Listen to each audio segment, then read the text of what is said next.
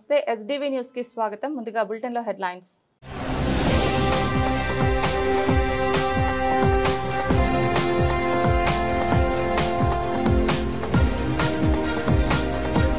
ఏపీలో Google AI hub Chandrababu కేంద్ర మంత్రుల సమక్షంలో ఒప్పందం.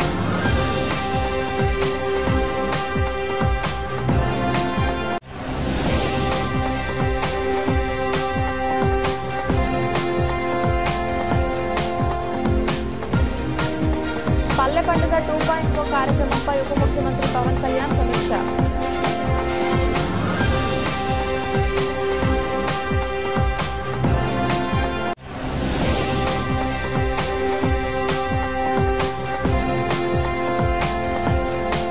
దీపావళి పండుగ నేపథ్యంలో భవానీపురం ఐరన్ యార్డ్లో గల బాణసంచా గోడౌన్లను ఆకస్మిక తనిఖీ చేసిన జిల్లా కలెక్టర్ డాక్టర్ టి లక్ష్మీశ.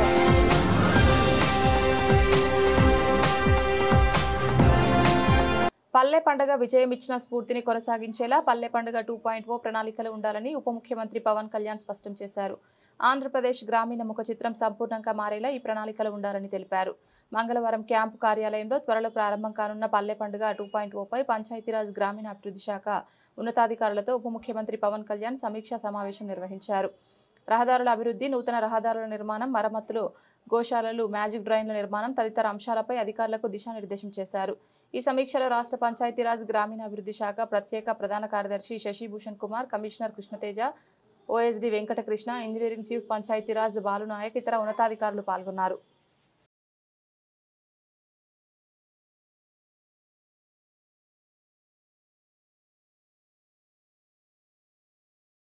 పేద కుటుంబాల తల్లిదండ్రులు ఎక్కడెక్కడి నుంచో ఎన్నో ఆశలతో తమ పిల్లలకు మంచి భవిష్యత్తు ఉంటుందని వసతి గృహాలకు పంపుతారని, ఈ చిన్నారులకు మన సొంత పిల్లల కంటే బాగా చూసుకోవాలని కలెక్టర్ లక్ష్మీశ అన్నారు. ప్రభుత్వం కల్పిస్తున్న సౌకర్యాలను సద్వినియోగం చేసుకుని జీవితంలో ఉన్నతంగా ఎదిగేలా చేయిపట్టి నడిపించాలని కలెక్టర్ లక్ష్మీశ వసతి గృహ సంక్షేమ అధికారులకు సూచించారు. మంగళవారం ఉదయం కలెక్టర్ లక్ష్మీశ గుణదలలోని ప్రభుత్వ బీసీ కళాశాల బాలికల వసతి గృహాన్ని ఆకస్మికంగా తనిఖీ చేశారు. చిన్నారులతో కలిసి అల్పాహారం చేశారు. విద్యార్థులతో ముచ్చటించి ఏర్పాట్లతో పాటు మెనూ ప్రకారం పౌష్టికాహారం అందుతుందో లేదో అడిగి తెలుసుకున్నారు. మొత్తం 165 మంది ఉన్న హాస్టల్లో తాగునీటి సరఫరా పాయింట్ వద్ద నీటిని పరీక్షించి చూశారు. గదులతో పాటు ప్రాంగణంలో పారిశుద్ధ్యం తీరుతెన్నులను పరిశీలించారు. ఈ సందర్భంగా కలెక్టర్ లక్ష్మీశ మాట్లాడుతూ వసతి గృహంపై నిరంతర పర్యవేక్షణ ఉంటోందని, ఇందుకు సంబంధించి ఒక్క వసతి గృహానికి ఒక జిల్లా అధికారి ప్రత్యేక అధికారిగా బాధ్యతలు అప్పగించినట్లు తెలిపారు. జిల్లాలో సంక్షేమ హాస్టల్స్ ఏదో ఉన్నాయి, దీనికి అన్నిటికీ ఒక స్పెషల్ ఆఫీసర్ని, డిస్ట్రిక్ట్ లెవెల్ స్పెషల్ ఆఫీసర్ని నియమించడం జరిగింది. వాళ్ళు ప్రతి వారం 2 సారి వెళ్ళి అక్కడ పిల్లలతో మాట్లాడి అక్కడ భోజనం ఎలా ఉంది, శానిటేషన్ ఎలా ఉంది, డ్రింకింగ్ వాటర్ ఇవన్నీ హైజీన్ ఎలా ఉన్నాయి దీని గురించి ఆరా తీసి మనకు ఎప్పటికప్పుడు ఆన్లైన్ రిపోర్ట్ పంపిస్తూ ఉంటారు. హాస్టల్స్లో పిల్లలు చదువుకోవడానికి పేద పిల్లలు తల్లిదండ్రులు ఏదో ఎంతోమంది కూలి చేసుకుంటూ ఉంటారు, నిరుపేదగా ఉంటారు. వాళ్ళ పిల్లల్ని వాళ్ళు మంచి భవిష్యత్తు ఇవ్వాలని హాస్టల్కి పంపిస్తూ ఉంటారు, స్కూల్కి పంపిస్తుంటారు. సో వాళ్ళకి ఇక్కడ మనము వీళ్ళనంత ఎంత వాళ్ళకి సపోర్ట్ చేసి వాళ్ళు మంచిగా చదువుకొని ఆరోగ్యవంతంగా ఇంటికి వెళ్ళి పంపించడం మన ఉద్దేశము. దానికోసం కావాల్సిన అన్ని ఏర్పాట్లు, ముఖ్యంగా స్పెషల్ ఆఫీసర్ నియమించడం, అలాగే ర్యాండమ్ చెక్స్, అలాగే వాటర్ టెస్టింగ్. ప్రతి హాస్టల్లో కూడా వాటర్ అయితే ఉందో దాన్ని ఎవ్రీడే క్లోరిన్ టెస్ట్ చేయాలి, అలాగే ఎవ్రీ వారానికి ఒకసారి నైట్రేట్ టెస్ట్ చేయాలని కూడా నిబంధనలు పెట్టడం జరిగింది. అదే ప్రకారంగా మనం చెక్ చేస్తుంటాం. అలాగే ఫుడ్ సేఫ్టీ ఇన్స్పెక్టర్స్ ఎప్పటికప్పుడు హాస్టల్స్కి వెళ్ళి ఫుడ్ శాంపిల్స్ కూడా తీసుకొచ్చి హైజీన్ ఉందా, ప్రాపర్గా క్వాలిటీ ఉందా అని చూస్తూ ఉంటారు. సో ఎక్కడ కూడా పిల్లలకి హాస్టల్లో ఇబ్బంది జరగకుండా వాళ్ళకి కావాల్సిన అన్ని సదుపాయాలు, అలాగే మౌలిక సదుపాయాలు ఇచ్చి వాళ్ళు మంచిగా చదువుకునేలాగా చర్యలు చేపడుతున్నాము. దీనికి ప్రతి ఒక్కరు సహకరించాలి. హాస్టల్ వార్డన్స్కి, హాస్టల్ వెల్ఫేర్ ఆఫీసర్స్కి, అలాగే వెల్ఫేర్ ఆఫీసర్ డిస్ట్రిక్ట్లో ఉన్న వాళ్ళందరికీ నా విన్నపం ఒకటే, మీరు మ్యాక్సిమం విజిట్ చేయండి, పిల్లలతో ఇంటరాక్ట్ అవ్వండి, హాస్టల్లో ఉండండి, పిల్లలతో కలిసి మీరు కూడా భోజనం చేయండి. అప్పుడు మీకు క్వాలిటీ గురించి తెలుస్తుంది. మన పిల్లల్ని ఎలాగైతే చూసుకుంటామో ఇంట్లో అంతకన్నా ఎక్కువగా హాస్టల్ పిల్లల్ని చూసుకోవాలని కోరుకుంటున్నాను. సో పిల్లలకి హెల్త్ చెకప్స్కి కూడా so every week medical team ప్రతి హాస్టల్ని ఇన్స్పెక్ట్ చేసి పిల్లలతో ఇంటరాక్ట్ చేసి ఏదైనా వాళ్ళక్కడ విరేచనాలు, వాంతులు లేదా ఏదైనా ఫీవర్స్ ఇటువంటివి వస్తుంటే వాళ్ళకి ట్రీట్మెంట్ ఇచ్చి అలా రాకుండా చూసుకోవడానికి కూడా కౌన్సిలింగ్ చేయాలని కూడా మెడికల్ టీం కూడా వేయడం జరిగింది. సో ఏదేమైనా అన్ని హాస్టల్స్లో సేఫ్గా ఉండేలాగా, పిల్లలు ఆరోగ్యంగా ఉండేలాగా, మంచి ఆహారం తీసుకుంటూ మంచి నీళ్లు వాళ్ళకి అందుబాటులో ఉండేలాగా, వాళ్ళు మంచి ఎన్విరాన్మెంట్ ఉండేలాగా, మంచి చదువుకొని వాళ్ళు మంచి స్థానాలకు వెళ్ళడానికి హాస్టల్స్ అన్ని సజావుగా చేస్తున్నాం. ప్రభుత్వ ఉద్యోగుల సంఘం అధ్యక్షులు సూర్యనారాయణతో కలిసి స్టాఫ్ నర్స్ మంజులాదేవి నర్సింగ్ సమస్యలపై మంత్రులతో చర్చించడాన్ని ఖండిస్తున్నట్లు ఏపీ గవర్నమెంట్ నర్సెస్ అసోసియేషన్ అధ్యక్షురాలు రాధమ్మ చెప్పారు. కర్నూలు జిల్లా సెక్రటరీగా పోటీ చేసి ఆమె ఓడిపోయిందని, ఓడిపోయిన వారు నర్సుల యాక్టివిటీస్ చేయడానికి అర్హులు కాదని స్పష్టం చేశారు. సూర్యనారాయణ ప్రభుత్వ నర్సులను విడదీసే విధంగా చర్యలు చేయడం సరికాదని హితవు పలికారు. గాంధీనగర్లోని ఏపీ ఎన్జీఓ అసోసియేషన్ హాల్లో ఏపీ గవర్నమెంట్ నర్సెస్ అసోసియేషన్ ఆధ్వర్యంలో విలేకరుల సమావేశం ఏర్పాటు చేశారు. సమావేశంలో అధ్యక్షురాలు రాధమ్మ, కార్యదర్శి కోటమ్మ మాట్లాడుతూ 2024 అక్టోబర్లో ప్రభుత్వం ద్వారా అసోసియేషన్ ఎన్నికలు జరిగాయని గుర్తు చేశారు. ప్రతి జిల్లాలో చట్టబద్ధంగా ఎన్నికలు జరిగాయని, జిల్లా బాడీలు, రాష్ట్ర బాడీలు ఏర్పడి నర్సుల సమస్యల పరిష్కారం కోసం కృషి చేశామన్నారు. ప్రైమరీ హెల్త్ సెంటర్లలో స్టాఫ్ నర్సుల సమస్యలు ఉన్నాయని, కానీ ప్రభుత్వానికి 4th స్టాఫ్ను ఇవ్వడానికి నిధులు లేవని చెబుతుందన్నారు. గ్రామీణ ప్రాంతాల్లో పీహెచ్సీలలో అనేక ఇబ్బందులు ఎదుర్కొంటున్నామని, స్టాఫ్ నర్సులు అనేక ఇబ్బందులు పడుతున్నారని, నైట్ డ్యూటీలలో సపోర్టింగ్ స్టాఫ్ నర్సు ఇచ్చి వాచ్మెన్లను కేటాయించాలని ప్రభుత్వాన్ని కోరారు. మాకు రావాల్సిన బకాయిలు చాలా ఉన్నాయి. ఎంప్లాయీస్గా మేము జీతం తప్ప వేరేది ఏమీ మాకు అలవెన్సులు రాలేదు. ఒక్క అలవెన్స్ కూడా కొన్ని దాంట్లో అయితే ఏపీ వివిపిలో అయితే గవర్నమెంట్ రివైజ్డ్ పే స్కేల్స్లో ఇచ్చింది. పిఆర్సీ 2022లో ఒక జీవో ఇచ్చింది, 101 జీవోని. దాన్ని అయితే ఏపీ వివిపిలో ఇంప్లిమెంటే చేయడం లేదు. యూనిఫామ్ అలవెన్స్ అయితేమి, నైట్ డ్యూటీ అలవెన్స్ అయితేమి, రిస్క్ అలవెన్స్ అయితేమి మా వాళ్లకు జీవో గవర్నమెంట్ ఇచ్చినా కూడా చాలా డిపార్ట్మెంట్లో దాన్ని ఇది చేయడం లేదు, ఇంప్లిమెంట్ చేయడం లేదు. అవన్నీ కూడా గవర్నమెంట్ పరిగణించి జీవోలు ఇచ్చేటప్పుడు కొంచెం క్లారిటీగా ఇస్తే అందరికీ ఉపయోగం ఉంటుంది. వీటన్నిటి కోసం మేము పోరాడుతాము. అలాగే డిఏ ఈ గవర్నమెంట్ వచ్చిన తర్వాత కూడా డిఏలు 4 పెండింగ్ ఉన్నాయి. వచ్చిన తర్వాత ఒక్క డిఏ కూడా రిలీజ్ కాలేదు. అట్లీస్ట్ దసరా కన్నా ఒక డిఏ రిలీజ్ చేస్తారని మా వాళ్ళందరూ చాలా ఆశతో ఎదురు చూశారు. కానీ గవర్నమెంటు స్టాఫ్ కౌన్సిల్ అన్నారు, మొన్న క్యాబినెట్ అన్నారు, మినిస్టర్స్ క్యాబినెట్, ఒక్క డిఏ కూడా అనౌన్స్మెంట్ చేయలేదు. కానీ దీనికంతా స్పందించి త్వరలోనే అట్లీస్ట్ డిఏ అన్న రిలీజ్ చేయాలని ప్రభుత్వాన్ని కోరుచున్నాము. అలాగే సరెండర్ లీవ్స్ శాలరీ ఎన్కాష్మెంట్ 23 నుంచి 3 ఇయర్స్ది పెండింగ్లో ఉంది. ఇంతవరకు 3 ఇయర్స్లో నుంచి పెండింగ్ ఉంది. దానికి అందరూ ఇన్కమ్ ట్యాక్స్ కూడా పే చేసేసినారు, కానీ అమౌంట్ మాత్రం ఇంతవరకు క్రెడిట్ కాలేదు. చాలామందికి హెల్త్ కార్డ్స్ లేవు, అసలు కొంతమందికి హెల్త్ కార్డ్సే లేవు, ఉన్నవి కూడా సరిగ్గా ఇంప్లిమెంట్ చేయడం లేదు. దానికోసం కూడా పోరాడుతున్నాము. ప్రతి ఒక్క విషయం పైన మేము పోరాడుతూ ముందుకెళ్తున్నాము. ఇలాంటి తరుణంలో ఇంకొక సంఘము అనేసి నర్సెస్ను 2గా చేసి భయభ్రాంతులకు గురి చేస్తున్నారు. ఏపీలో ఉన్న నర్సెస్ అందరూ ఒకటే గమనించండి, ఏపీ గవర్నమెంట్ నర్సెస్ ఒక్కటే, గవర్నమెంట్ ద్వారా గుర్తింపు పొందింది ఒక్కటే రన్నింగ్లో ఉంటుంది. దానికి ప్రెసిడెంట్ రాధమ్మ గారు, సెక్రటరీ కోటమ్మ గారు, ట్రెజరర్ భవానీ గారు, ఆర్గనైజింగ్ సెక్రటరీ జాన్సన్ రాణి గారు, వైస్ ప్రెసిడెంట్ శాంతకుమారి, మంజేష్, శాంతి భవానీ. నా పేరు Kotamma, government nurses association state general సెక్రటరీని. పత్రికాముఖంగా గవర్నమెంట్ వారికి చిన్న రిక్వెస్ట్, ఈ గవర్నమెంట్ ఫామ్ అయిన తర్వాత గవర్నమెంట్ వారు ఒక గవర్నమెంట్ ఆఫీసర్ని వేసి ఎలక్షన్స్ జరిపి ప్రతి జిల్లాలో కూడా జిల్లా బాడీలు, స్టేట్ బాడీ అన్నీ ఏర్పరిచి యాజ్ ఫర్ బైలా ప్రకారం ఒక్క ఇంచు కూడా పక్కకు వెళ్లకుండా యాజ్ ఫర్ బైలా ప్రకారం గవర్నమెంట్ ఎలక్షన్స్ జరిపిన ఏకైక క్యాడర్ అసోసియేషన్ మన గవర్నమెంట్ నర్సెస్ అసోసియేషన్. ఈ విధంగా స్టేట్ బాడీ, జిల్లా బాడీలు అన్నీ ఏర్పరచుకొని అనేక కార్యక్రమాలు నర్సెస్కి సంబంధించింది ప్రతిదీ కూడా గవర్నమెంట్కి మేము తీసుకువెళ్తూ ఉన్నాము. ఈ విధానంలో గత ఒక 5 రోజుల క్రితము మంజులాదేవి గారు కర్నూలులో స్టాఫ్ నర్స్గా పనిచేస్తారు. ఆవిడ కర్నూలులో పోటీ చేసి ఓడిపోయారు. కానీ నేను నర్సెస్ సమస్యల మీద పోరాడతాను అంటూ స్టేట్ ప్రెసిడెంట్ని అని సూర్యనారాయణ గారి వింగ్లో సపరేట్గా నర్సెస్కి ఒక వింగ్ అంటూ ఏర్పాటు చేసి ఆమెని ప్రెసిడెంట్ అని చెప్తా ఉన్నారు. మేమందరం ఇక్కడ 13 జిల్లాల ప్రెసిడెంటు, సెక్రటరీలు, ఎన్నుకోబడిన వాళ్ళందరూ కూడా వచ్చారు. 13 జిల్లాల్లో పనిచేసే వాళ్ళందరము మా 13 జిల్లాలందరం కలిసి ఒకటే నాము. అదేంటంటే ఏపీ గవర్నమెంట్ నర్సెస్ అసోసియేషన్ అనేది ఒక్కటే. దానికి ప్రెసిడెంట్ రాధమ్మ గారు, సెక్రటరీ నేను, కోటమ్మ గారు, ట్రెజరర్ వచ్చి భవానీ గారు, వీళ్ళందరూ కూడా మా వెనక వైపు ఉన్న ప్రతి వాళ్ళు కూడా వారి వారి జిల్లాల్లో ఎన్నుకోబడిన వారు. వీళ్ళు ప్రతిదీ కూడా ఓటింగ్ పద్ధతి ద్వారానే మేము ఎన్నుకున్నాం. ఎక్కడా కూడా రాసుకోవడాలు కానీ అలాంటి ఏదీ లేదు. యాజ్ ఫర్ బైలా ప్రకారం మేమందరం కూడా ఎన్నికల ద్వారానే ఎన్నుకోబడి ఈ స్థాయికి వచ్చి గవర్నమెంట్కి మా అప్రోచ్ అన్ని చెప్తా ఉన్నాము.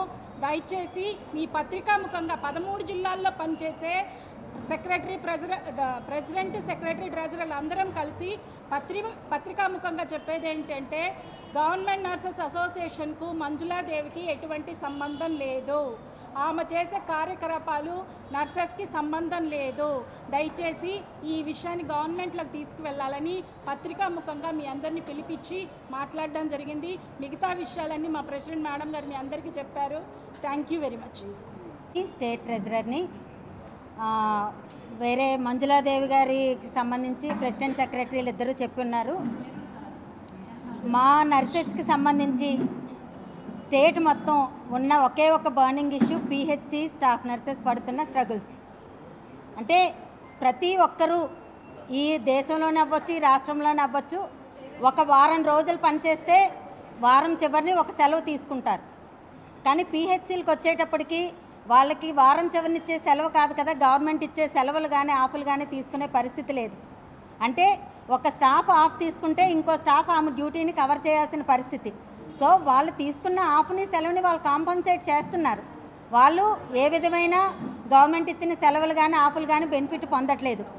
ఈ విషయమై మేము ఎలక్ట్ అయినప్పటి నుంచి గవర్నమెంట్కి పదే రిప్రజెంట్ చేయడం జరిగింది.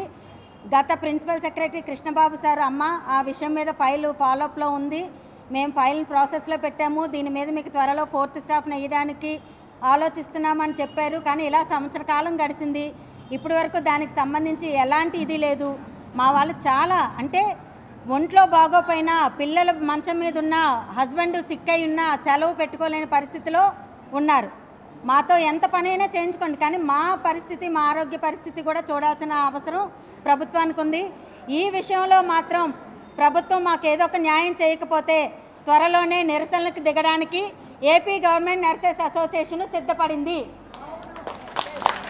దేశ పర్యాటక రంగంలో ఏపీని అగ్రస్థానంలో నిలబెట్టేందుకు మరింత కేంద్ర సహకారం అందించాలని కేంద్ర ప్రభుత్వ విధానాల ప్రకారం ఏపీలోని తిరుపతి, విశాఖపట్నంలను ప్రపంచ పర్యాటక గమ్యస్థానాలుగా తీర్చిదిద్దాలని కేంద్ర పర్యాటక మంత్రి గజేంద్ర సింగ్ షెకావత్కు మంత్రి కందుల దుర్గేష్ విజ్ఞప్తి చేశారు.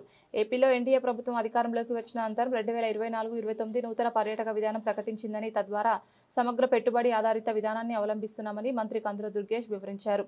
అక్టోబర్ 14-15 తేదీలో రాజస్థాన్లోని ఉదయ్పూర్ మారియట్ హోటల్లో కేంద్ర పర్యాటక సాంస్కృతిక శాఖ మంత్రి గజేంద్ర సింగ్ షెకావత్ అధ్యక్షతన అన్ని రాష్ట్రాలు మరియు కేంద్రపాలిత ప్రాంతాల పర్యాటక మంత్రులతో జరుగుతున్న సమావేశంలో ఏపీ ప్రభుత్వం తరపున మంత్రి కందుల దుర్గేష్, టూరిజం ఎంటీ అమ్రాపాలి కాటా పాల్గొన్నారు. ఈ సందర్భంగా గడిచిన 15 నెలల కాలంలో ఆంధ్రప్రదేశ్ పర్యాటక అభివృద్ధికి తీసుకున్న చర్యలను వివరించారు. సందర్భంగా కేంద్ర సహకారానికి కృతజ్ఞతలు తెలిపారు.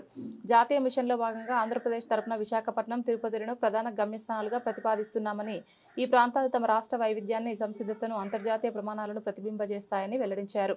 కేంద్ర బడ్జెట్ 2025-26 పేరా సముద్ర తీర మెరైన్ గమ్యస్థానంగా, విశాఖ ఆధ్యాత్మిక సాంస్కృతిక గమ్యస్థానంగా తిరుపతిని తీర్చిదిద్దాలని భావిస్తున్నట్లు మంత్రి కందుల దుర్గేష్ స్పష్టం చేశారు.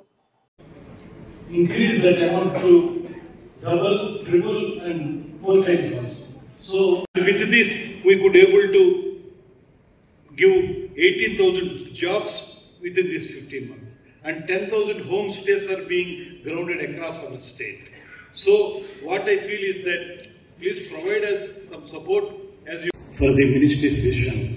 This is at the moment of from numbers to we are coming to the places, and from visits to experiences, and from individual sites to destination ecosystems. Really under the P4 model, which has been developed by our Honorable Chief Minister, that is People, Public, Private Partnership. Under this P4, we have been integrating local communities, entrepreneurs, investors and government to take up some tourism projects in our state. At this juncture, I wish to submit to you that if you provide us something around whatever you want to provide us to develop these destinations, definitely under this P4 mode, we'll increase that amount to double, triple and 4 times also. So for the past 15 months, what we are doing is that nearly we, under this 24-29 tourism policy, our government has accorded industry status to the tourism sector. Under this activity, nearly within these 15 months, we could able to attract 4,500 crores of rupees through P4 model. And we get 21 hotels and resort projects with brands like TAS, ITC, Oberoi, Hilton and Lemon Tree. Nearly because under this tourism activity, we feel that employment is another important aspect. We have brought this employment incentives policy and land allotment policy, homestays policy, like whatever that gives more priority to the tourism development. We have been doing all those things, and with this we could able to give 18,000 jobs within these 15 months, and 10,000 homestays are being grounded across our state. So what I feel is that please provide us some support, as you already supporting us in various aspects. Now we are in a position to make it double and triple in employment as well as the development of the sites. So this submission I wish to make, and please do support us. Thank you. So, sir, we are going to take a break for lunch now. Rest of the PPTs we are going to cover. We have 20 more minutes to go. Yeah. Okay, sir. Okay. Vijayawada నగరపాలక సంస్థ commissioner Dhyanachandra మంగళవారం ఉదయం తన పర్యటనలో భాగంగా Ajit Singh Nagar railway track road, JNNURM ఇల్లు, excel plant, Bombay colony, Disneyland road ప్రాంతాలన్నీ పర్యటించి క్షేత్రస్థాయిలో పారిశుద్ధ్య నిర్వహణ, అవుట్ఫాల్ డ్రైన్లు పరిశీలించారు. Ajit Singh Nagar railway track road వద్ద ఉన్న అవుట్ఫాల్ డ్రైన్ను స్వయంగా తానే డ్రోన్ ద్వారా డ్రైన్ల ప్రవాహాన్ని, అందులో ఉండే వ్యర్థాలను గమనించి డ్రైన్ ప్రవాహంలో ఎటువంటి అడ్డంకులు ఉండరాదని, అందుకు తగిన చర్యలు అధికారులు తీసుకోవాలని ఆదేశించారు. JNNURM ఇళ్ల వద్ద పారిశుద్ధ్య నిర్వహణ పరిశీలించి అక్కడున్న చెట్ల వ్యర్థాలను, పెరిగిపోయిన తీగలను తొలగించి పరిశుభ్రంగా ఉంచి ఆరోగ్యకరమైన వాతావరణం ఉండేటట్లు చర్యలు తీసుకోవాలని అధికారులను ఆదేశించారు. బాంబే కాలనీ, మధురనగర్ మధ్య రైల్వే ట్రాక్ కింద నిర్మించ తలపెట్టిన అండర్ పాస్ కనీసం 10 మీటర్ల వెడల్పు ఉండాలని సింగ్ నగర్ 2వ ఫ్లైఓవర్ సాధన కమిటీ సభ్యులు డిమాండ్ చేశారు. ప్రస్తుతం ఉన్న సింగ్ నగర్ ఫ్లైఓవర్ కు సమాంతరంగా మరో ఫ్లైఓవర్ నిర్మించాలని ప్రభుత్వానికి విజ్ఞప్తి చేశారు. సింగ్ నగర్ ఫ్లైఓవర్ సాధన సమితి ఆధ్వర్యంలో మీడియా సమావేశం నిర్వహించడం జరిగింది. ఈ కార్యక్రమంలో ఫ్లైఓవర్ సాధన సమితి కన్వీనర్ MV ఆంజనేయులు మాట్లాడుతూ, నగరంలో వాహనాల సంఖ్య భారీగా పెరగడంతో సింగ్ నగర్ ఏరియాలో ప్రస్తుతం ఉన్న ఫ్లైఓవర్ సరిపోవడం లేదన్నారు. తరచుగా ట్రాఫిక్ జామ్లు ఏర్పడుతున్నాయని, ప్రస్తుతం ఉన్న ఫ్లైఓవర్కు అదనంగా సింగ్ నగర్ ఏరియాలో మరో ఫ్లైఓవర్ నిర్మించాలని, బాంబే కాలనీ వద్ద అండర్ పాస్ వేయాలన్నారు. MP కేశినేని శివనాథ్కి రైల్వే అధికారులకు మెమరాండం సమర్పించామన్నారు. రైల్వే అధికారులు స్పందించారని, రాష్ట్ర ప్రభుత్వం మాత్రం స్పందించలేదన్నారు. బాంబే కాలనీ వద్ద నిర్మిస్తున్న రబ్ కనీసం 10 మీటర్లు ఉండాలని కోరారు. విజయవాడ సింగ్ నగర్ ప్రాంతంలో ట్రాఫిక్ విపరీతంగా పెరిగిపోయింది. ఆ ట్రాఫిక్కి ఇప్పుడు ఉన్నటువంటి ఫ్లైఓవర్ చాలటం లేదు. ఈ ఫ్లైఓవర్ చాలటం లేదు కాబట్టి సింగ్ నగర్ ఏరియాలో 2వ ఫ్లైఓవర్ వేయాలి అని చెప్పని, అదేవిధంగా బాంబే కాలనీ దగ్గర బాంబే కాలనీ మధురానగర్ కలిపేటువంటి ప్రాంతంలో ఒక అండర్ పాస్ వేయాలి అని చెప్పని, రైల్వే ట్రాక్ కింద అండర్ పాస్ వేయాలి అని ఒక డిమాండ్తో ఈ మన సింగ్ నగర్ 2వ ఫ్లైఓవర్ సాధన కమిటీ అనేటువంటిది ఏర్పడింది. ఇది 2023లో జనవరి నుంచి కూడా ఈ 2 డిమాండ్లతో మొత్తం రాష్ట్రంలో ఉన్నటువంటి మన గవర్నమెంట్ సైడ్, అంటే మున్సిపల్ కమిషనర్, కలెక్టరు, తర్వాత R&D principal secretary, R&D engineer, chief engineer, వీళ్ళందరికీ మెమరాండాలు ఇచ్చాం. అట్లాగే ఇటు రైల్వే సైడ్న అటు రైల్వే DRMకి, అలాగే రైల్వే జోనల్ మేనేజర్కి, అలాగే రైల్వే బోర్డు చైర్మన్కి, రైల్వే మినిస్టర్కి, వీళ్ళందరికీ కూడా మేము ఈ సాధన కమిటీ తరఫున లెటర్లు రాయటం అనేటువంటిది జరిగింది. దీని ఫలితంగా మే నెలలో 2023 మే నెలలో మాకు రైల్వే శాఖ నుంచి ఒక రిప్లై వచ్చింది. ఆ రిప్లైలో వాళ్ళు చెప్పింది ఏంటంటే, ఈ రెండో ఫ్లైఓవర్ వెయ్యాలి అని చెప్పానంటే అక్కడ గవర్నమెంట్ నుంచి ప్రతిపాదన రావాలి. ఈ అండర్ పాస్ మాత్రం వాంబే కాలనీ దగ్గర వేసేటువంటి అండర్ పాస్ మాత్రం 4 మీటర్ల వెడల్పు 3 మీటర్ల ఎత్తుతో పరిమితమైన హైట్ కలిగినటువంటి అండర్ పాస్ వేస్తామని చెప్పని మాకు ఇచ్చారు. అయితే వెంటనే మేము రియాక్ట్ అయ్యి 4 మీటర్లు చాలదు, 4 మీటర్లు అంటే అంత 13 అడుగులు వస్తుంది, 13 అడుగులు చాలదు, మళ్ళీ ట్రాఫిక్ ఇరుక్కోవటం అవుతుంది. కాబట్టి అట్లా కాదు, కనీసం 10 మీటర్లు ఉండాలి, అంటే 32 అడుగులు వస్తుంది, అది వెయ్యాలి అని చెప్పని మేము ఆ డిమాండ్తో ఆ రోజున రైల్వే శాఖ కూడా లెటర్లు రాశాం. ఇదంతా జరిగింది 2023లో. ఆ తర్వాత ఎన్నికలు 3 ఇదంతా అయిపోయిన తర్వాత మొన్న జనవరిలో మేము చేసినటువంటి ఈ కృషి అంతా తీసుకెళ్ళి ఎంపీ గారి ముందు, శివనాథ్ గారి ముందు పెట్టాం. సరే, శివనాథ్ గారు కూడా దాన్ని స్పందించి ఆయన రైల్వే శాఖతో, ఆయన రైల్వే మినిస్టర్తో సంప్రదించినట్టున్నారు. రైల్వే మినిస్టరు ఆయనకు ఒక లెటర్ రాశారు. దాంట్లో కూడా ఏంటంటే మళ్ళీ ఈ LHS అంటే పరిమితమైనటువంటి హైట్ ఉన్నటువంటి సబ్వేనే ఏర్పాటు చేస్తామని రాశారు. అయితే ఇంత వెడల్పు ఇంత ఎత్తు అని ఇవ్వలేదు. అది రాయిపోయినందువల్ల మళ్ళీ అదే వేస్తారని మేము దీన్ని వెంటనే ఊహించి నిన్న మళ్ళీ మేము ఒక మెమరాండం ప్రిపేర్ చేసి ఎంపీ గారిని కలిసాం.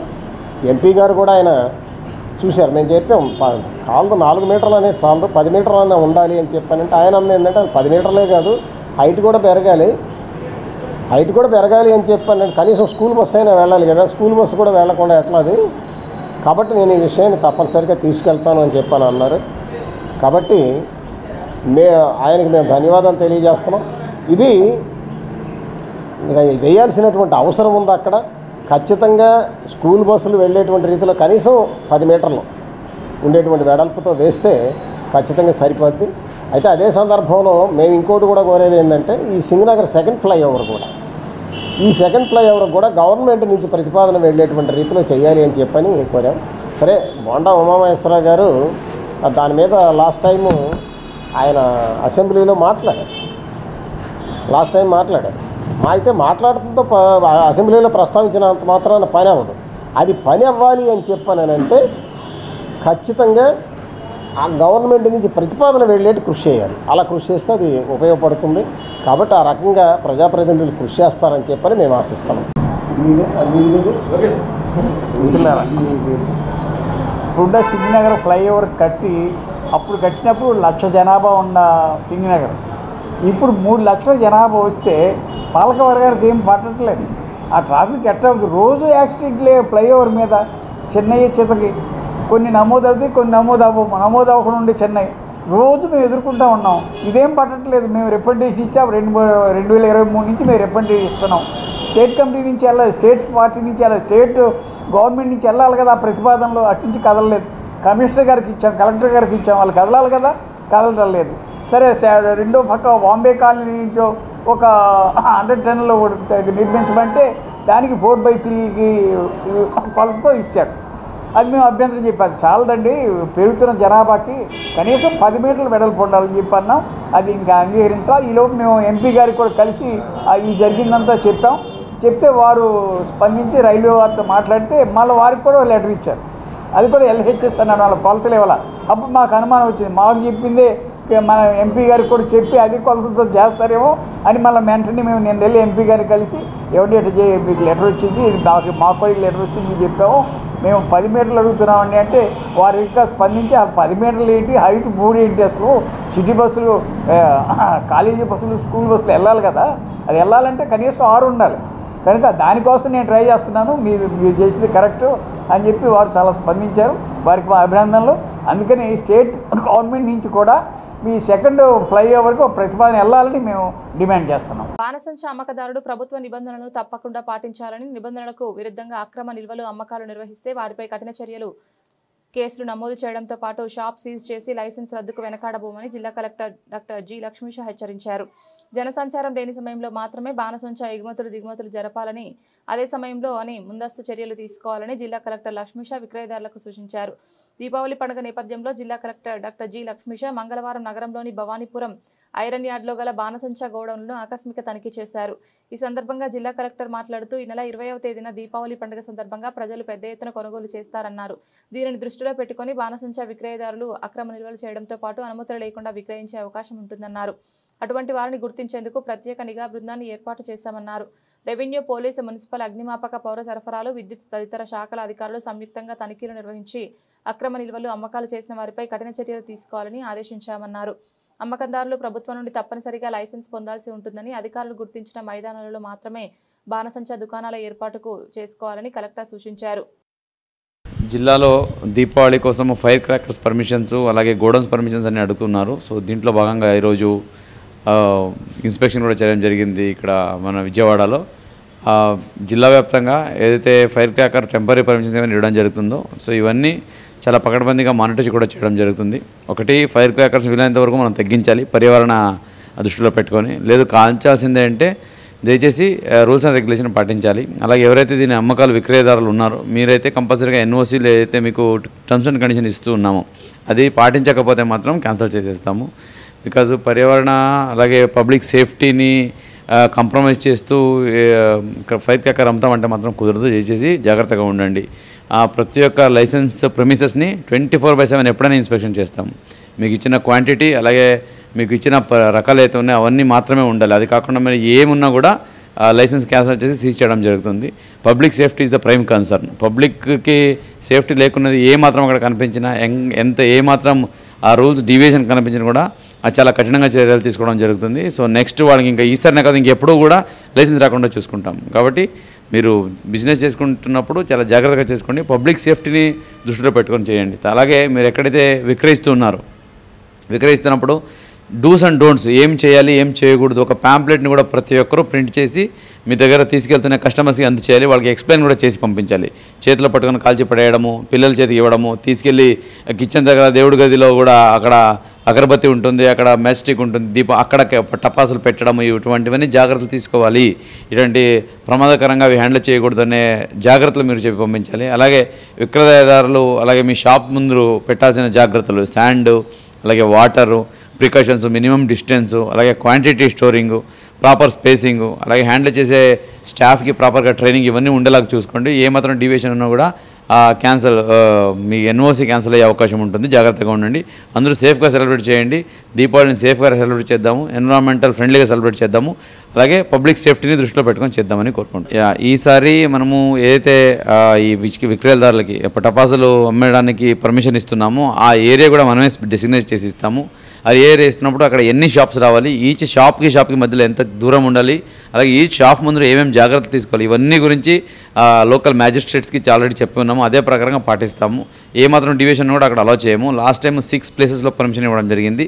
సో ఈసారి మనం ప్రాపర్గా వెరిఫై చేసి ఒకటి అది రెసిడెన్షియల్ ఏరియాలో ఉండకూడదు, అట్లాగే అక్కడ అందుబాటులో ఉండడానికి ఏమైనా ఎమర్జెన్సీ జరిగితే అక్కడ ఫైర్ ఇంజిన్ వెళ్ళడానికి అలాగే ఈ సహాయక చర్యలు చేయడానికి ప్రాపర్గా అనుకూలం ఉండేలాగా కొన్ని ప్లేసెస్ ఐడెంటిఫై చేస్తున్నాము. అది లోకల్ మ్యాజిస్ట్రేట్ డిసైడ్ చేసి పంపిస్తారు. ఏదేమైనా ఈసారి తగ్గిస్తాము, పర్మిషన్ అయితే ఏరియాలు తగ్గిస్తాము. అట్లాగే ఈ రూల్స్ అండ్ రెగ్యులేషన్స్ అయితే అమల్లో కూడా చాలా పటిష్టంగా ఉంటుంది. 24/7 మొబైల్ టీమ్స్ పెట్టున్నాం ఈసారి, ఇన్స్పెక్షన్ టీమ్స్. ఇప్పుడు పర్మిటెడ్ ప్రెమిసెస్ కాకుండా చాలామంది తీసుకెళ్ళి వాళ్ళ ఇంటి దగ్గర ఉన్న దుకాణంలో లేదా చిన్న చిన్న కొట్టులో పెట్టి అమ్ముతున్నారంటే ఇదైతే అస్సలు ఒప్పుకోము. ఎందుకంటే సేఫ్టీ కంప్రమైజ్ అవుతే మీ ప్రాణానికే అది వస్తుంది. కాబట్టి దయచేసి సేఫ్టీ ఎక్కడ కంప్రమైజ్ అవ్వకండి. మీకు పర్మిషన్ కావాలంటే ఇస్తాం, తీసుకోండి. సో ఇది వెరిఫై చేయడానికి మున్సిపాలిటీ పరిధిలో పోలీసు, రెవెన్యూ అలాగే మున్సిపల్ స్టాఫ్తో అలాగే ఫైర్ డిపార్ట్మెంట్తో స్పెషల్ మొబైల్ టీమ్స్ తిరుగుతూ ఉంటాయి 24/7. ఎక్కడైనా అన్ఆథరైజ్ ప్లేస్తో విక్రయం జరుగుతూ ఉంటే మాత్రం అక్కడ సీజ్ చేయడం జరుగుతుంది. అలాగే వేరే స్టేట్ నుంచి కూడా తీసుకొస్తున్నప్పుడు లైసెన్స్డ్ వాళ్ళతో తీసుకోరండి. లైసెన్స్డ్ అలాగే పర్మిటెడ్ క్రాకర్స్ని అమ్మండి. దీనికి కూడా బార్డర్ చెక్ పోస్ట్ కూడా పెట్టి ఉన్నాము. ఏదైనా unauthorised, unlicensed, not allowed, banned crackers కనుక మన జిల్లాలో కనిపిస్తే సో వాళ్ళు అమ్మిన వాళ్ళని తీసుకొచ్చిన వాళ్ళందరి మీద క్రిమినల్ కేసు బుక్ చేయడం జరుగుతుంది. అందుకే పబ్లిక్ కూడా రిక్వెస్ట్ ఏంటంటే అది చెక్ చేయడం కానీ లేదా దాన్ని క్రాస్ చెక్ వెరిఫై చేయాలంటే షాప్స్ దగ్గర కానీ క్రాకర్స్ ఉన్న దగ్గర చేయకూడదు. అది మినిమం బేసిక్ గైడ్లైన్స్లో ఉంది. మీరు ఏదైతే స్టాక్ ఉంటుందో లేదా మీరు తీసుకొచ్చిన అన్ని టపాసులు ఉంటాయి అది ఒక దగ్గర ఉండాలి. మీరు ఏదైతే చెక్ చేయాలని లేదా కాల్చాలనుకుంటారో దానికి మినిమం 50 మీటర్ దూరం ఉండాలి. అంత దూరంలో దాన్ని మీరు పరీక్షించాలి. ఏదేమైనా టపాసులు కాలుస్తున్నప్పుడు ఇంట్లో కూడా, షాప్స్ దగ్గర కూడా, బయట కూడా ప్రాపర్గా బకెట్స్ ఆఫ్ వాటర్ మీ దగ్గర ఉండాలి. అక్కడ ప్రాపర్గా ఈ గన్నీ బ్యాగ్స్ ఇవన్నీ ఉండాలి. ఏదైనా పొరపాటున ఫైర్ జరిగితే వెంటనే దాన్ని ఆపడానికి కావాల్సిన అన్ని పరికరాలు మీ దగ్గర ఉండాలి.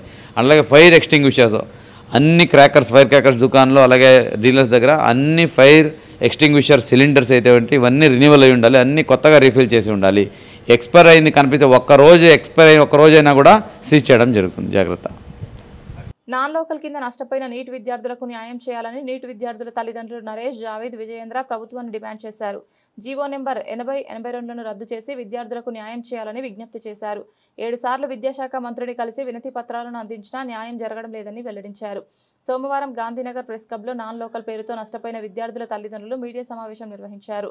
ఈ సందర్భంగా వారు మాట్లాడుతూ తమ పిల్లలు 10వ తరగతి వరకు ఆంధ్రప్రదేశ్లోనే చదివారన్నారు. ఇంటర్మీడియట్ మాత్రమే తెలంగాణ రాష్ట్రంలో చదువుకున్నారని, కొత్తగా ప్రభుత్వం తీసుకువచ్చిన జీవో వల్ల తమ పిల్లలు నాన్ లోకల్ కింద పరిగణించారన్నారు. ఉమ్మడి రాజధానిగా ఉన్న హైదరాబాద్ నగరంలో ఇంటర్మీడియట్ చదువుకున్న తమ పిల్లలను నాన్ లోకల్ అనడం సమంజసం కాదన్నారు. మంచి మార్కులు సాధించిన సీట్ రాక ఇబ్బందులు పడుతున్నామన్నారు. చేయని తప్పుకు తమ పిల్లలు శిక్ష అనుభవిస్తున్నారన్నారు. తమ మనోవేదన గుర్తించి కూటమి ప్రభుత్వం ఇచ్చిన 80/82 జీవోలను ఉపసంహరించుకొని తమ పిల్లలకు న్యాయం చేయాలని కోరారు.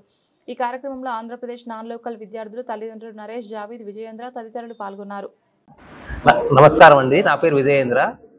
సార్, ఇప్పుడు కొద్ది ఆశ్చర్యకరమైన విషయం అంటే 2014 వరకు మనకు ఉమ్మడి రాజధాని అయినటువంటి హైదరాబాద్ మనకు రాజధానిగా ఉండింది కదా, అంతవరకు చదువుకున్న విద్యార్థులు కూడా ఇప్పుడు నాన్ లోకల్ అయ్యారు. అంటే 2010, 2012 ఆ ప్రాంతాల్లో చదివిన వాళ్ళు కూడా ప్రస్తుతం ఉండే ఈ రూల్ వల్ల నాన్ లోకల్ అయ్యారు. కాబట్టి ప్రభుత్వం వారు ఆలోచించి ఒక సమయం అంటూ ఏర్పాటు చేసి ఒక బ్రేకప్ పెట్టేసి అంతవరకు చదివిన వాళ్ళు లోకల్గా, తర్వాత చదివిన వాళ్ళు నాన్ లోకల్గా కన్సిడర్ చేయమని కోరుతున్నాను.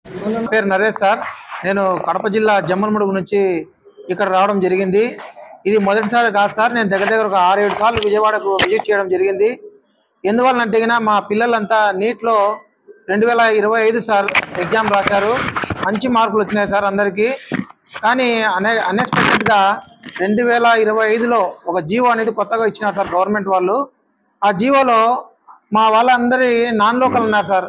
ఎందుకంటే వాళ్ళు 2014 నుంచి 2024 వరకు ఉమ్మడి రాజధానిగా మన హైదరాబాద్ ఉండడం జరిగింది సార్.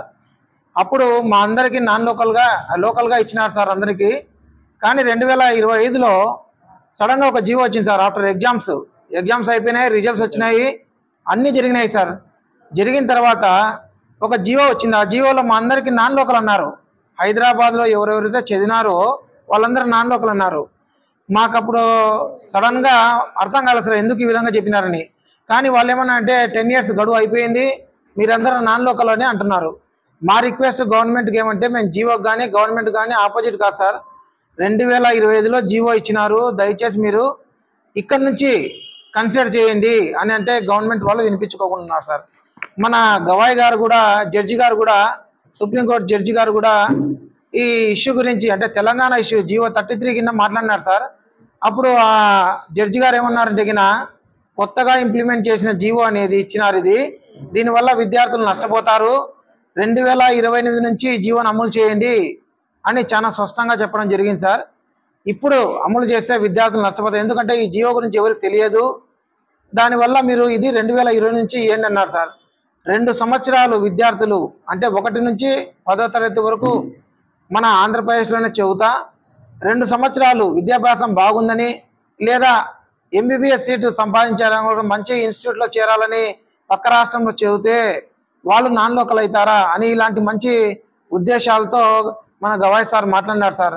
బట్ సెప్టెంబర్ 1 అన్ఎక్స్పెక్టెడ్గా సార్ కూడా 9, 10, 11, 12 ఎవరైతే చదువుతారో వాళ్ళే లోకల్ లేకపోతే నాన్ లోకల్ అని చెప్పడం జరిగింది సార్. మా రిక్వెస్ట్ ఏమంటే 2020లో మేము ఇంటర్ కంప్లీట్ చేసాం సార్. అంటే 2014 నుంచి 24 ఉమ్మడి రాజధానిగా ఉన్నప్పుడు మేము హైదరాబాద్లో మా ఇంటర్మీడియట్ కంప్లీట్ చేయడం జరిగింది సార్. మా తప్పేముంది సార్, అప్పట్లో మాకు ఈ గవర్నమెంట్ అయినా కానీ ఎడ్యుకేషనల్ ఇన్స్టిట్యూట్ ఏ ఇన్స్టిట్యూట్ కూడా ఇప్పుడు కూడా 2020లో జాయిన్ చేసుకున్నారు సార్ చాలా మంది పిల్లలను. ఇప్పుడు కూడా వాళ్ళకి ఈ జీవో గురించి తెలియదు సార్. 2020లో చదివిన పిల్లలను కూడా ఇప్పుడు కొత్త జీవో కింద తీసుకొని వచ్చి వాళ్ళందరినీ నాన్ లోకల్ అని కన్సిడర్ చేసినారు సార్. ఫర్ ఎగ్జాంపుల్ మా అబ్బాయి సార్ 446 వచ్చిన మార్క్స్ సార్, 442 వచ్చిన మార్కులు ఫస్ట్ రౌండ్లోనే అతనికి ఎంబీబీఎస్ క్యాట్ ఏ కింద సీట్ వచ్చింది సార్. ఇప్పుడు మేము అది కూడా చెప్పినాం సార్, మన కొన్ని లెటర్స్లో రాసి డైరెక్ట్ మనము సెక్రటరీకి వెళ్ళి మన లోకేష్ గారి ఓఎస్జీకి అయితేనేమి, మన హెల్త్ మినిస్టర్ ఓఎస్జీ గారికి అయితేనేమి అందరికీ ఇవ్వడం జరిగింది సార్. పవన్ కళ్యాణ్ సార్ ఓఎస్జీకి అయితేనేమి లెటర్స్ అంతా క్లియర్గా. స్థానిక సంస్థల పరిపాలనకే టీవీ తెచ్చిన మంచి పరిపాలన దక్షకుడు కామ్రేడ్ టి వెంకటేశ్వరరావు అని నగర కార్యదర్శి జి కోటేశ్వరరావు, సిపిఐ జాతీయ కార్యవర్గ సభ్యులు అక్కినేని వనజ, జిల్లా కార్యదర్శి దొనపూడి శంకర్లు కీర్తించారు. 2 సంవత్సరాలుగా మేయర్గా పనిచేసి నగర సమగ్ర అభివృద్ధిలో తనదైన శైలిలో చెరగని ముద్ర వేశారని కొనియాడారు. విజయవాడ నగర ప్రథమ మేయర్, తొలితరం కమ్యూనిస్టు నాయకుడు కామ్రేడ్ టి వెంకటేశ్వరరావు 13వ వర్ధంతి కార్యక్రమం సిపిఐ విజయవాడ నగర సమితి ఆధ్వర్యంలో జరిగింది. కార్యక్రమంలో సిపిఐ నగర కార్యదర్శి జి కోటేశ్వరరావు, జాతీయ కార్యవర్గ సభ్యులు అక్కినేని వనజ, జిల్లా కార్యదర్శి దొనపూడి శంకర్ పాల్గొని టీవీ చిత్రపటానికి పూలమాల వేసి నివాళులర్పించారు. ఈ సందర్భంగా వారు మాట్లాడుతూ వామపక్ష భావజాలంతో ఆనాటి స్వాతంత్ర ఉద్యమంలో ఎంతో చురుగ్గా పాల్గొన్న టీవీ 1940 నుంచి విజయవాడ కేంద్రంగా ఉద్యమ రాజకీయాలు నడిపారన్నారు. 26 ఏళ్ల సుదీర్ఘకాలం విశాలాంధ్ర జనరల్ మేనేజర్గా పనిచేస్తూ ప్రజా సమస్యల పరిష్కారానికి తనదైన శైలిలో కృషి చేశారన్నారు. కమ్యూనిస్ట్ పార్టీ సీనియర్ నాయకులు, విజయవాడ నగరపాలక సంస్థలో ప్రథమ మేయర్ కామ్రేడ్ టి వెంకటేశ్వరరావు గారి 13వ వర్ధంతి ఈ రోజున సిపిఐ విజయవాడ నగర సమితి తరపున నిర్వహించడం జరిగింది. ముఖ్యంగా విజయవాడ నగర సమగ్రాభివృద్ధిలో కామ్రేడ్ టి వెంకటేశ్వరరావు గారి యొక్క దూరదృష్టి తోటి నగరం మరింత అభివృద్ధి చెందింది. అది దిగువ ప్రాంతాలైనా, ఎగువ ప్రాంతాలైనా, కొండ ప్రాంతాలైనప్పుడు కూడా ముఖ్యంగా మంచినీటి సమస్య పరిష్కరించడంలో టి వెంకటేశ్వరరావు గారు ప్రజలందరికీ కూడా సౌకర్యాలు కల్పించడంలో తన వంతు ముద్ర వేసుకున్నారు. అంతేకాకుండా స్థానిక సంస్థలకి రాష్ట్ర ప్రభుత్వం, కేంద్ర ప్రభుత్వం రావాల్సినటువంటి నిధులు, విధులు రాబట్టడంలో బ్రహ్మాండంగా పనిచేసి నగరాన్ని అభివృద్ధి చేయడంలో కామ్రేడ్ టి వెంకటేశ్వరరావు గారి యొక్క కృషి ఆదర్శనీయం. కాబట్టి అటువంటి మేయర్ జీవితాన్ని ఆదర్శంగా తీసుకొని ప్రతి ఒక్క ప్రజాప్రతినిధులు రాబోయేటటువంటి కాలంలో విధులు నిర్వహించడం ద్వారా నగర సమగ్రాభివృద్ధికి బాటలు వేసేటటువంటి వారు అవుతారు. కాబట్టి అలాగే ముఖ్యంగా కమ్యూనిస్టు శ్రేణులందరూ కూడా కామ్రేడ్ టి వెంకటేశ్వరరావు గారి యొక్క జీవితాన్ని, ఆయన యొక్క నీతి, నిజాయితీ, క్రమశిక్షణని అలవర్చుకోవడం ద్వారా రానున్నటువంటి కాలంలో నగరంలో కమ్యూనిస్ట్ పార్టీ బలోపేతం అయ్యే దానికోసం ఈ 13వ వర్ధంతి సందర్భంగా కమ్యూనిస్టు శ్రేణులందరూ కూడా పునరంకితం కావాలని చెప్పి సిపిఐ విజయవాడ నగర సమితి తరపున పిలుపునిస్తా ఉన్నాం. నగర ప్రథమ మేయర్ టి వెంకటేశ్వరరావు దార్శనికుడు. విజయవాడ నగరాభివృద్ధి పట్ల, సమగ్రాభివృద్ధి పట్ల అవగాహన, విజనరీ లీడరు ప్రథమ మేయర్ టి వెంకటేశ్వరరావు గారి 13వ వర్ధంతి సందర్భంగా విజయవాడ నగర ప్రజలందరి తరపున కూడా సంతాపాన్ని, సానుభూతిని తెలియజేస్తున్నాం. టి వెంకటేశ్వరరావు గారి కాంస్య విగ్రహాన్ని చుట్టుకుంటలో 4 కూడల జంక్షన్లో మున్సిపల్ కార్పొరేషన్ తీర్మానం చేసింది. కానీ ఈనాటి వరకు కూడా ఆయన కాంస్య విగ్రహ స్థాపన గురించి మున్సిపల్ కార్పొరేషన్ స్పందన జరగలేదు. ఒక నగర ప్రథమ మేయర్, విజయవాడ నగరాభివృద్ధికి బాటలు వేసినటువంటి మేయర్, 73-74వ రాజ్యాంగ సవరణ స్ఫూర్తికర్త, అమలు చేయమని చెప్పి పోరాటం చేసినవాడు, విజయవాడ నగరం పట్ల, ముఖ్యంగా పేద ప్రజల పట్ల, కొండల దగ్గర నుంచి కింద మైదానం వరకు కూడా విజయవాడ నగరంలో 8MGD ప్లాంట్ ఇవాళ సింగనగర్ ప్రాంతంలో 1,00,000 మంది ప్రజలు కృష్ణానది నీరు తాగుతున్నారంటే దానికి కేవలం కారణం 8MGD ప్లాంట్ సృష్టికర్త కామ్రేడ్ టి వెంకటేశ్వరరావు.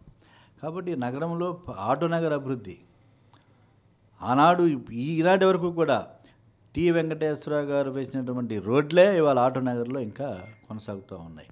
కాబట్టి నగరం పట్ల అభివృద్ధి, ఆయన అటువంటి మహనీయులకి విగ్రహాలను ఏర్పాటు చేసినటువంటి బాధ్యత ప్రభుత్వం పైన ఉన్నది, కార్పొరేషన్ పైన ఉన్నది.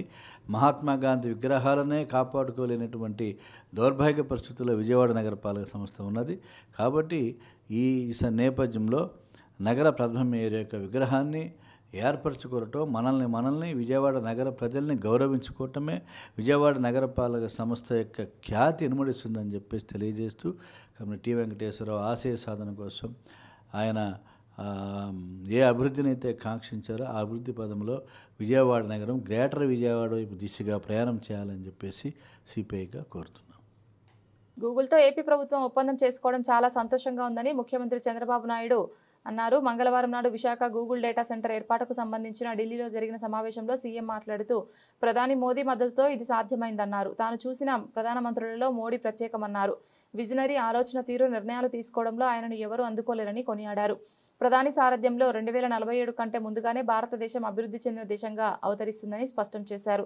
కేంద్ర ఆర్థిక మంత్రి నిర్మలా సీతారామన్, కేంద్ర ఐటీ మంత్రి అశ్విని వైష్ణవ్ సహకారం అందించారన్నారు. విశాఖపట్నానికి గూగుల్ రావడంతో విప్లవాత్మక మార్పులు వస్తాయని తెలిపారు. గూగుల్ డేటా సెంటర్కు అన్ని విధాల ఏపీ ప్రభుత్వం సహకరిస్తుందని స్పష్టం చేశారు. రాష్ట్రంలో ఐటీ రంగంలో అనేక మార్పులు వస్తాయని, పలు కంపెనీలు గూగుల్ బాటలో పయనించే అవకాశం ఉందన్నారు.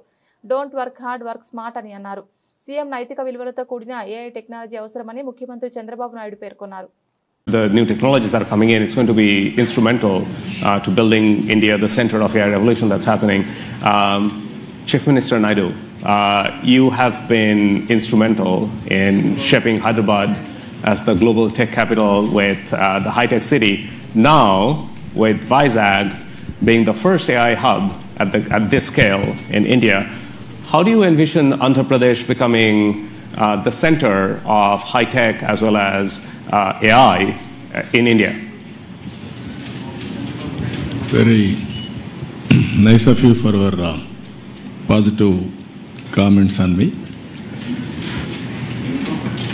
This is a very, very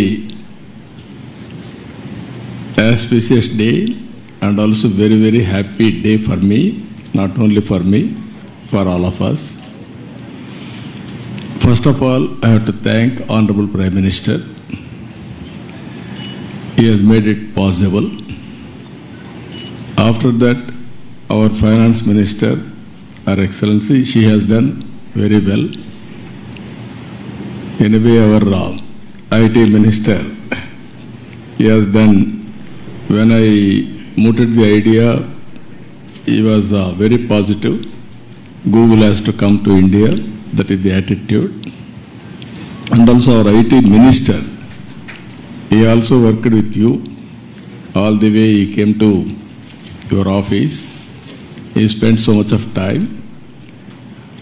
At that time he briefed me. After that we had a meeting.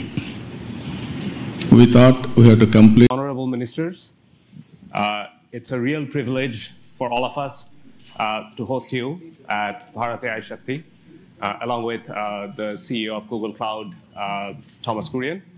Namaste and welcome. It's a very auspicious day for us, and it's beginning of a journey that we're taking with the vision of Viksit Bharat in India.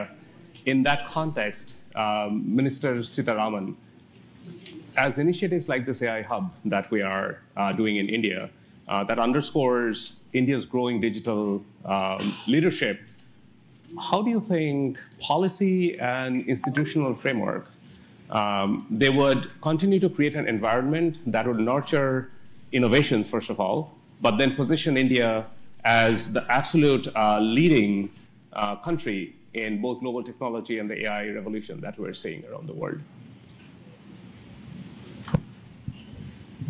Thank you, and congratulations for the launch today. And I'm sure it's going to augur well for the sector.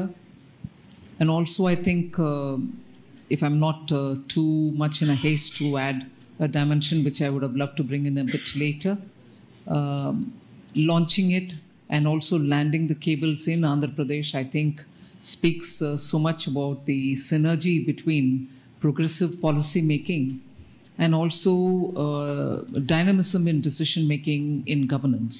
Because several things can be in the files and in the papers, but when execution happens with the visionary leadership, like I would say, the policies and the strategies.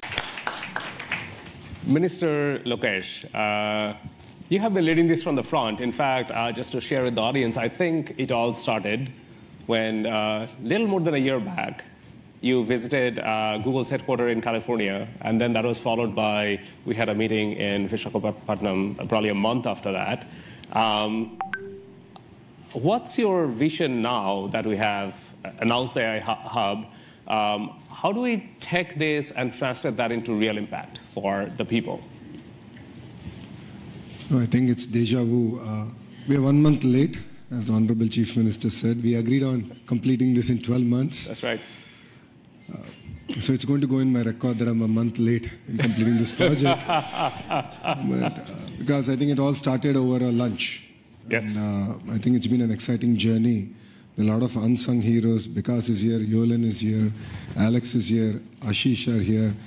A lot of work has gone in, and all of us have worked hard, and your team has been fantastic to work with. Under the visionary leadership of the Honorable Prime Minister and the Honorable Chief Minister, and under the direction of the Honorable Finance Minister, Madam Sitaraman ji, and then of course under the guidance, I always call him my big brother, Ashwini ji has been an amazing guidance for me in terms of landing this project. You know, what you see is Andhra Pradesh దేవాదాయ శాఖ మంత్రి ఆనం రామనారాయణ రెడ్డి, దేవాదాయ శాఖ ex officio secretary doctor Hari Jawahar Lal, దేవాదాయ శాఖ commissioner K Ramachandra Mohan వాళ్ళ ఆధ్వర్యంలో ఈరోజు ఉదయం దేవస్థానం ఈవో సీనానాయక్, అర్చకులు, వేద పండితులు, రాష్ట్ర ఉప ముఖ్యమంత్రి శ్రీ కె పవన్ కళ్యాణ్ కలిసి శ్రీ అమ్మవారి ఆశీస్సులు అందజేశారు. శ్రీ కనకదుర్గమ్మ అమ్మవారి దసరా శరన్నవరాత్రి ఉత్సవాల విజయవంతం గురించి వివరించారు. సందర్భంగా మంత్రివర్యులు, కార్యదర్శి, కమిషనర్, ఈవో వార్లు పవన్ కళ్యాణ్ వారికి అమ్మవారి చిత్రపటం ప్రసాదం అందజేశారు. ఆలయ ఉప ప్రధాన అర్చకులు శ్రీ శంకర శాండిల్య, వేద పండితులు వేదాశీర్వచనం అందజేశారు. బులెటిన్ ముగించే ముందు హెడ్లైన్స్ మరొకసారి.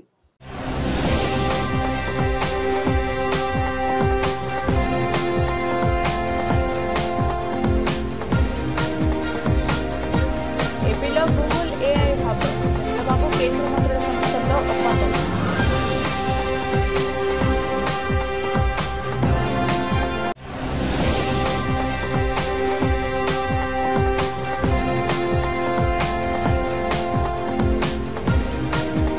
పల్లె పండుగ 2.0 కార్యక్రమంపై ఉప ముఖ్యమంత్రి పవన్ కళ్యాణ్ సమీక్ష.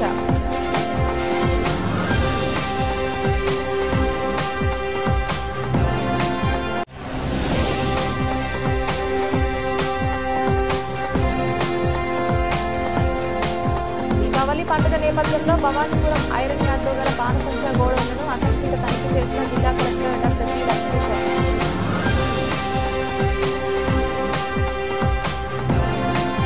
ఇది ఇవాల్టి బులెటిన్. తిరిగి మరొక బులెటిన్లో మళ్ళీ కలుద్దాం. అంతవరకు సెలవు. నమస్కారం.